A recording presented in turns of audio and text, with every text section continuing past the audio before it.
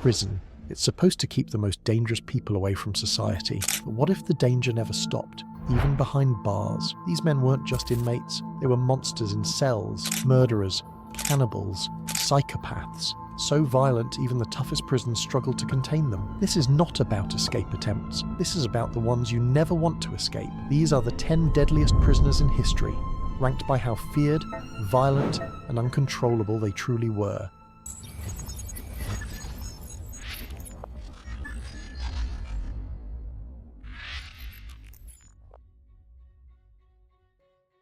Number 10. Luis Garavito. Luis Garavito was soft-spoken, average. He didn't look like a threat. But behind that mild appearance was the most prolific child killer in modern history.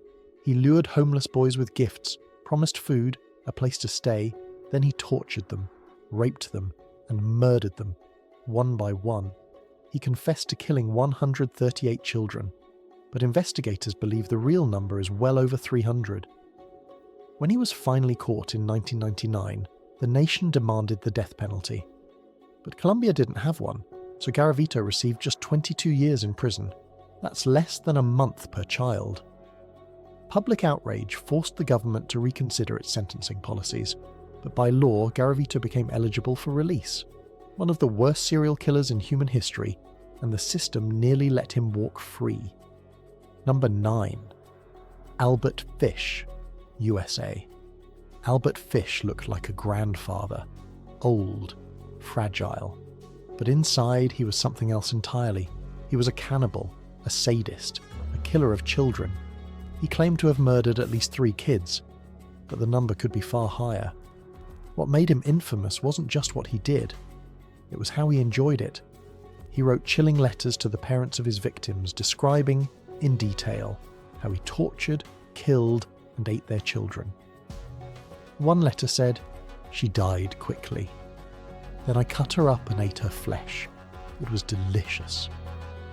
When he was arrested in 1934, even the seasoned detectives couldn't stomach what they read. At his trial, psychiatrists described him as insanely dangerous, but he was found legally sane. He was executed in 1936. But even that didn't go clean. Fish had metal pins in his body. They say when the switch was flicked, the electric chair short-circuited. Albert Fish wasn't just a killer. He was a nightmare in human skin. Number 8. Richard Speck, USA. On July 13th, 1966, Richard Speck committed one of the most shocking crimes in American history. He broke into a Chicago townhouse where 9 student nurses lived. One by one, over hours, he bound, beat, raped, and murdered 8 of them. Only one survived, by hiding under a bed. The country was horrified. But the horror didn't end in court. Speck was sentenced to life in prison, and for years the world forgot about him, until a videotape surfaced in the 1990s. On it, Speck, now older, with long hair and breasts from hormone treatment, was seen doing drugs, bragging about the murders and mocking the system. He looked straight at the camera and said, "If they knew how much fun I was having, they'd turn me loose." The video went viral. Americans were furious. It exposed deep flaws in prison control. Where was you born at, Richard? Where was I born? Yeah. Kirkwood, Illinois. When was you born? December 6, 1941. Is it true that you was born a day before Pearl Harbor? Right out of Fort, all hell broke loose next day. And stopped split. You like woman? Yeah, I like them in their place. You the mama's boy, huh? Yeah, every 2 weeks is there. Okay. Well, I'm really glad I stopped all of it. I've cried one time since I've been locked up on this case when I found out my mother died. He divided all women into either pure Madonnas, like his mother or like his sisters, or if they weren't like that, then they were prostitutes. Richard Speck never showed remorse, never apologized. He died in 1991 of a heart attack, but his name remains a symbol of evil that never fades. Number 7. Rodney Alcala, USA. He looked like a normal guy, charming, smiling, even won a date on national television. But behind that smile was something twisted. Rodney Alcala was a photographer. He used that to lure young women and children into his trap. He'd promise photos, then attack. Authorities believe he killed at least 8 people, maybe over 100. He wasn't just brutal, he was calculating. He would beat his victims, let them regain consciousness, then do it again, just to watch them suffer. In 1978, he appeared on The Dating Game, a popular TV show. The audience laughed. The woman chose him. She never went on the date. She said something about him felt off. That same year, he killed again. In court, he represented himself, played games, cross-examined witnesses, even questioned the mother of a victim. Cruel, cold, deliberate. The jury gave him the death penalty, more than once. But the appeals lasted decades. Rodney Alcala died in 2021. But his crimes, and that disturbing charm, are remembered as a warning. Some of the deadliest killers hide in plain sight. Number 6. Nikolai Jumagalv, Kazakhstan. They called him Metal Fang, not just for his crimes, but because he had metal teeth. Nikolai Jumagalv wasn't just a murderer, he was a cannibal. He targeted women, lured them in, and ate them. Trained as a soldier, well-spoken, intelligent. He could blend in until it was too late. In the late 1970s, women began disappearing in Almaty. The police were confused. No clues, no connections. Until a party at Jumagalv's home revealed the horror. A guest opened the fridge and found human remains, lungs, livers, wrapped and stored like leftovers. Jumagalv confessed to killing at least 7 women. He said their meat was soft, tender. He wasn't sent to prison. He was declared insane. But that wasn't the end. He escaped from a psychiatric hospital in 1989, disappeared for years. Some say he killed again while on the run. Eventually he was recaptured. To this day, no one knows the real number of victims. Some believe it's far higher. But one thing is certain. Nikolai Jumagalv is one of the most terrifying monsters to ever walk free. Number 5. Charles Bronson, UK. He didn't kill anyone, but he might be the most violent man to ever enter a prison. Born Michael Peterson, he later changed his name to Charles Bronson after the movie star. But this wasn't Hollywood, this was chaos. Bronson's crimes were small at first, armed robbery, assault, but once inside prison, he became a nightmare. He assaulted guards, took hostages, dozens of times, smeared himself in butter and fought entire squads of officers. He destroyed prison property worth millions. He even held a teacher hostage during an art class with a broken table leg. Bronson has spent over 40 years behind bars, most of it in solitary confinement. He's been moved over 120 times between prisons, and each time, chaos followed. Psychiatrists called him a man who cannot be controlled. He called himself a nice guy until you wind me up. In interviews, he laughs, smiles, he draws, writes poetry, and sells artwork. But when the violence comes back, it's instant. Even prison officers admit they've never seen anything like him. He's not a killer. But Charles Bronson is living proof that some men don't need a body count to be feared. Number 4, Pedro Rodrigues Felio, Brazil. They called him Pedrinho Matador, Killer Petty. And in Brazil, he was both feared and, by some, twistedly admired. Pedro's first kill came at age 14. His victim? A corrupt vice mayor who fired his father. Then he murdered another man he believed had stolen food. By 18, he had already killed 10 people. But it didn't stop there. He began targeting criminals, murderers, rapists, gang members. He once executed his own father in prison. Why? Because his father had killed Pedro's mother with a machete. Pedro stabbed him 22 times, then reportedly cut out his heart and took a bite. Inside prison, he thrived in violence. He killed 47 inmates while incarcerated and claimed over 100 lives in total. Yet some saw him as a vigilante, a real-life Dexter, someone who killed only those who deserved it. But make no mistake, Pedro didn't do this for justice. He did it because he liked it.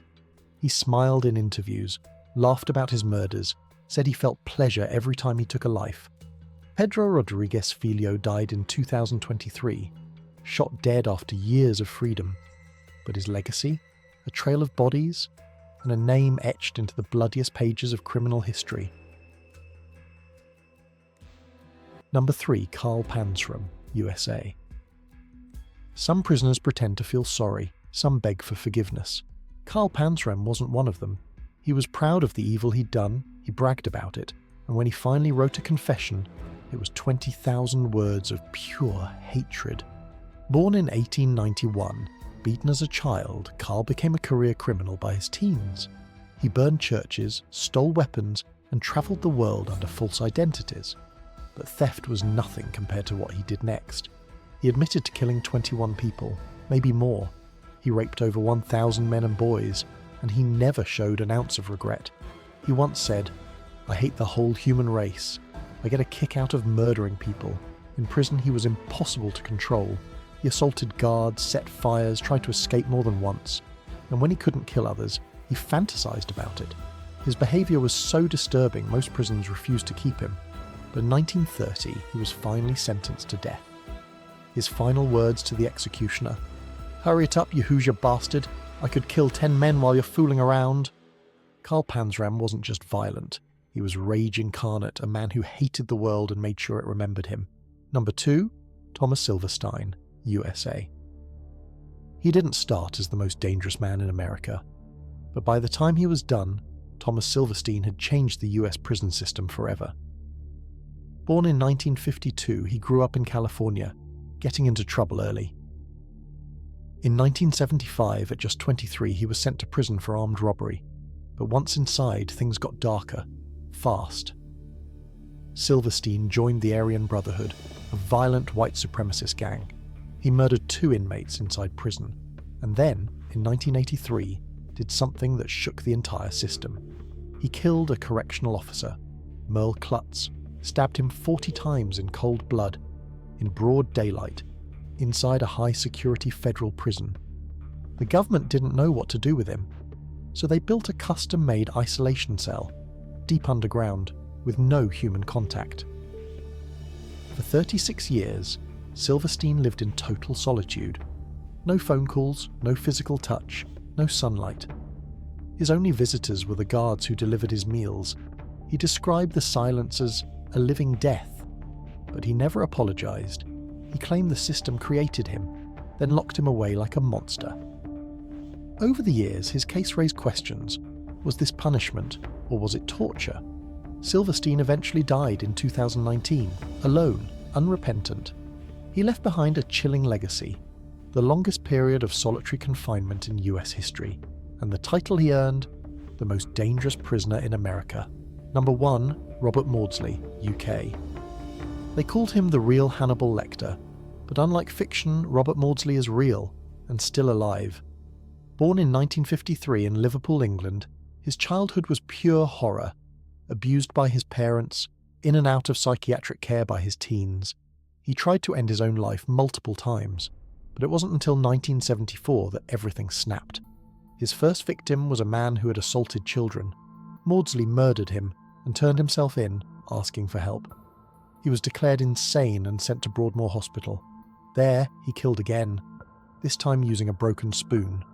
He murdered another patient, then calmly waited for staff. Transferred to a high-security prison, Mordsley didn't stop. In 1978, he did something never seen before in British prison history. He killed 2 inmates in a single day, lured one into his cell and strangled him. Then walked the halls looking for another, found one, smashed his head against the wall, stabbed him with a homemade blade. By the time guards arrived, both men were dead, and Mordsley was sitting in his cell, quiet, peaceful. He later said killing made the voices stop, that it gave him peace. The prison system panicked. They couldn't risk him being near anyone else. So they built a special cell, underground, made of bulletproof glass, just like in the movies. Only Mordsley isn't a character. He's a man locked alone for over 40 years. Today he remains in solitary confinement in Wakefield Prison. No cellmate, no freedom, just 4 walls and the silence he once craved. Some see a monster. Others see a broken man who became what he was taught.